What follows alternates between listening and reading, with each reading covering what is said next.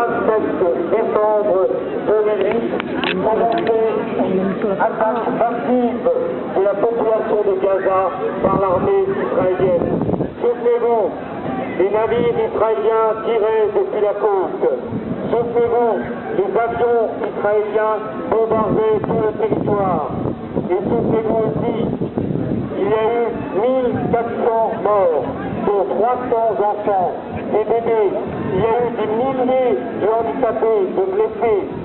Et il y a eu aussi des destructions innombrables qui aujourd'hui encore sont dans l'état où c'était il y a un an.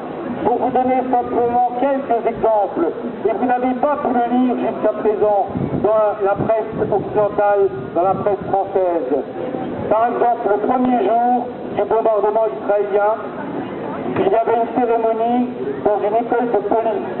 Je rappelle que les policiers ne sont pas des militaires, c'est comme en France la police nationale.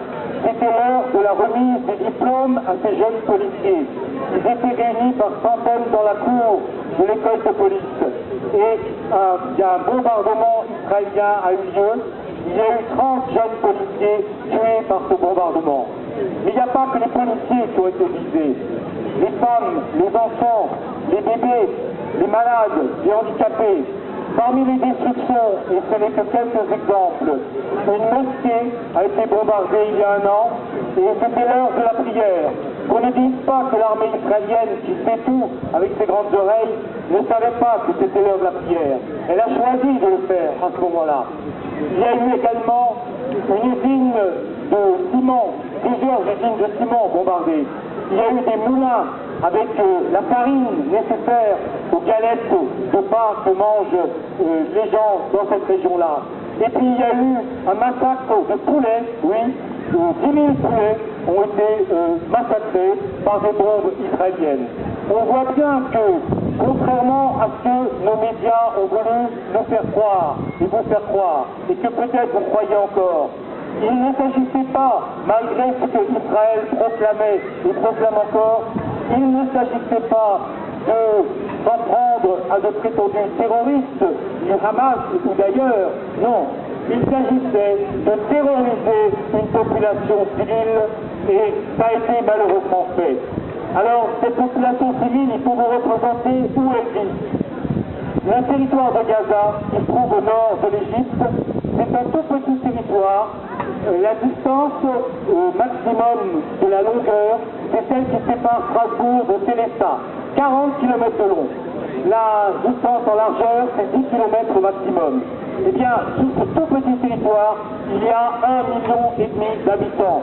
Et comme dans ces pays-là, vous le savez bien, une natalité très forte, donc des enfants par milliers et par milliers. Eh bien, c'est ce territoire-là qu'Israël a choisi il y a un an de bombarder, sous prétexte qu'il allait s'en prendre au terrorisme. C'est un mensonge éhonté.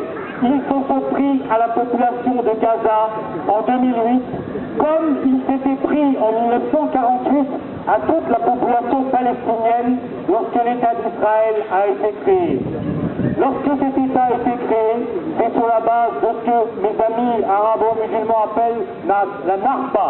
La Narba, c'est l'équivalent pour cette région de la Shoah pour les Juifs ici en Europe. La Narba, ça veut dire concrètement que 750 000 Palestiniens, hommes, femmes, enfants, en 1948, ont dû fuir leur pays. Et depuis, ils vivent comme des réfugiés. Et bien en 1967, Israël a recommencé.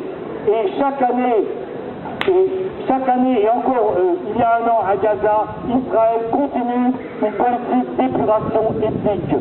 Souvenez-vous, quand dans l'ex-Yougoslavie, le tyran Milosevic pratiquait l'épuration ethnique des Bosniaques musulmans, on était tous contre Milosevic, on était tous aux côtés des Bosniaques musulmans et contre un crime contre l'humanité, puisque 7000 Bosniaques musulmans avaient été assassinés alors que les troupes de l'ONU étaient juste à côté. Et bien aujourd'hui, l'épuration ethnique, ça se passe là-bas, au Proche-Orient. Et qui est l'épurateur? Qui est le Milosevic? C'est M. Netanyahou, c'est Mme Tsipilivni, ce sont les généraux israéliens, tous criminels de guerre qui devraient passer au tribunal permanent international de La Haye. Il faut le savoir, Dans notre pays, ces criminels de guerre israéliens peuvent venir, et ils sont venus il n'y a pas longtemps à Paris, à l'appel d'une association qui s'appelle Union des patrons et des artisans juifs de France. Et savez-vous qui était présent? Eh bien, M. Hortefeux, le ministre bien connu pour avoir expulsé des milliers d'étrangers de notre pays, le raciste qui a tenu des propos inqualifiables il y a quelques mois. Eh bien, M. Hortefeux, imaginez-vous, a reçu de la main de ces gens-là qui soutiennent Israël et qui soutiennent donc les criminels de guerre, il a reçu un prix de l'antiracisme. On en rirait presque si ce n'était pas dramatique. Alors nous sommes aussi ici aujourd'hui en solidarité bien sûr avec le peuple gazaoui et aussi avec